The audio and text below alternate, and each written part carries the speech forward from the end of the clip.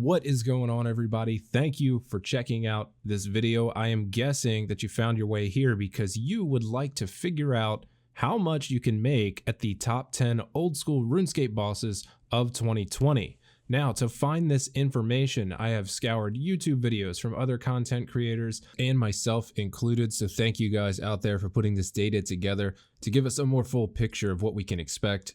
I have scoured the old school RuneScape Wikipedia, and I have went out and figured out kill times for myself to put all of this information in to give us the most accurate statistics possible at the time of this video. Couple things I want to mention here. All of these values are considered using best in slot gear and a maxed account. So if you don't have best in slot gear and you are not a maxed account, you can see generally less profit when doing these bosses, but it will still give you an idea of where you're going to make the most profit versus where you're going to make the least amount of profit.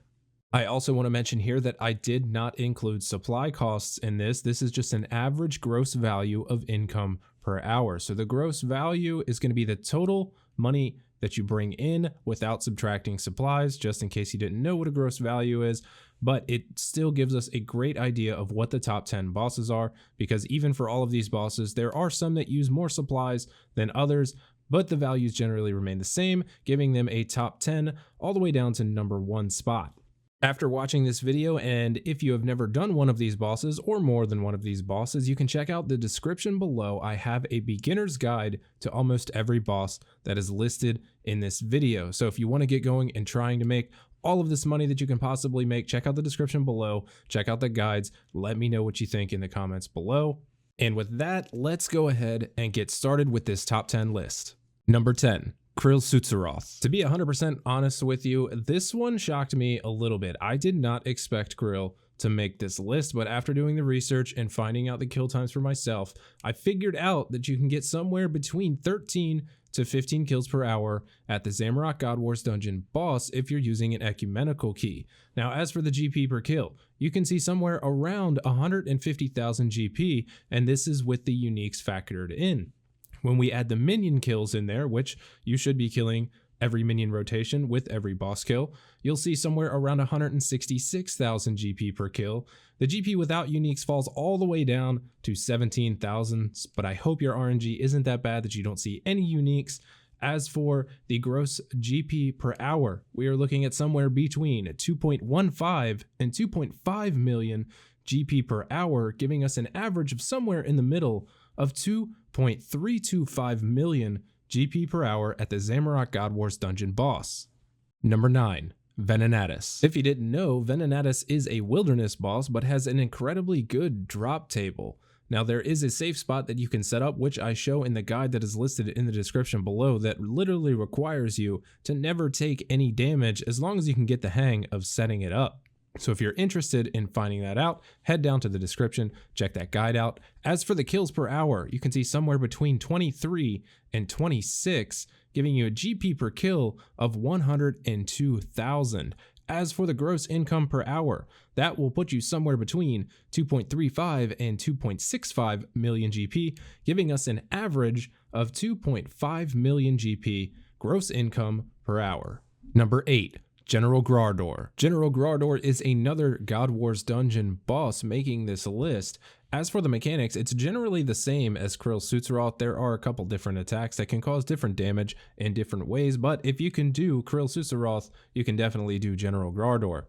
As for the kills per hour, it is also going to be 13 to 15, just like Krill. As for the GP per kill, we are looking at somewhere around 170,000. If we throw the minions in there, it's going to be 187,000. And if we take away all of those uniques and you don't get any, you're only going to see around 24,000 GP per kill. So let's hope you get some drops. As for the gross income per hour, it's going to be somewhere between 2.425 million and 2.8 million GP. And as for that average, that is going to put us right around 2,612,500, bringing General Grodd to number 8 on this list. Number 7. The Corrupted Gauntlet. The Corrupted Gauntlet is the more difficult of the two gauntlets, but you will need to have the Song of the Elves quest to even try to do one of these gauntlets. As for the Corrupted Gauntlet, you get 7.5 minutes in there, and generally I have added a little bit of time in between each Corrupted Gauntlet to give yourself time to loot the chest, maybe bank your items. You will probably see somewhere around 5 of them per hour if you make it through. As for the GP per kill with the blade in there and the other unique drops, we're looking at around 575,000. This will give us a gross per hour average of 2,875,000 GP, bringing the Corrupted Gauntlet to number 7 on this list.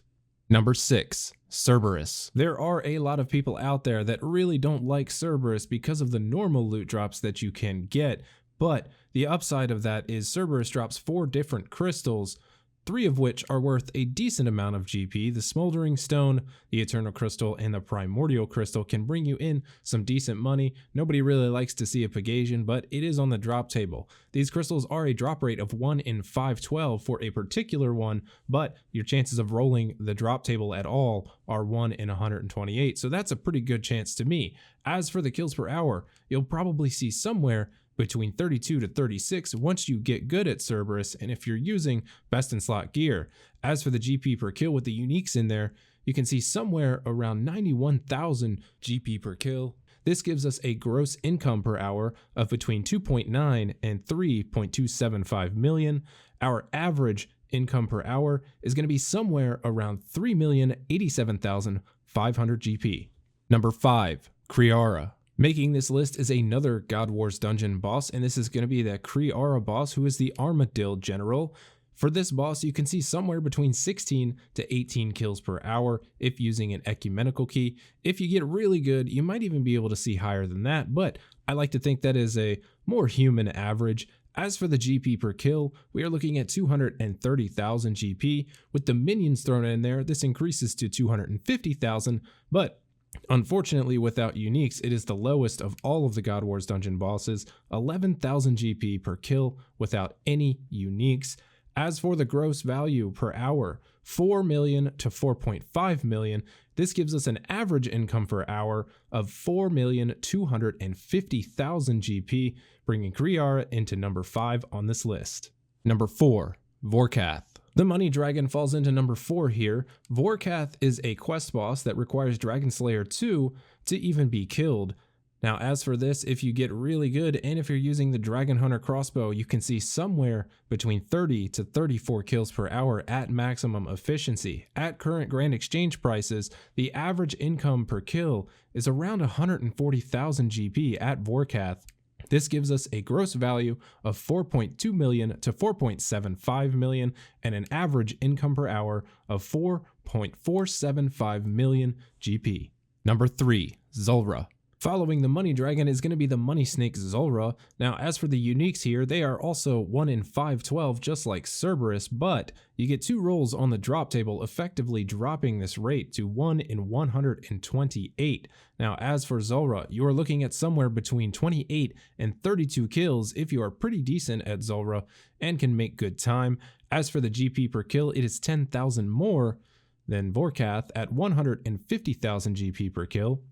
As for the gross per hour, you are looking at between 4.2 to 4.8 million depending on your luck. This gives us an average of 4.5 million GP per hour, beating Vork out by only 25,000 GP.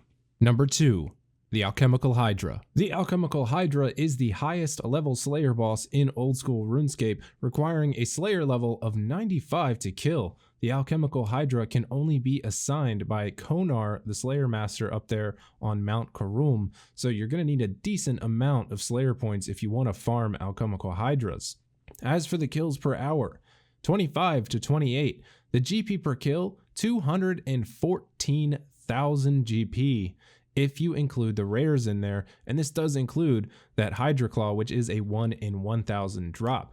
Now, as for the GP without uniques, it is still very good, 125,000 if none of those uniques are included.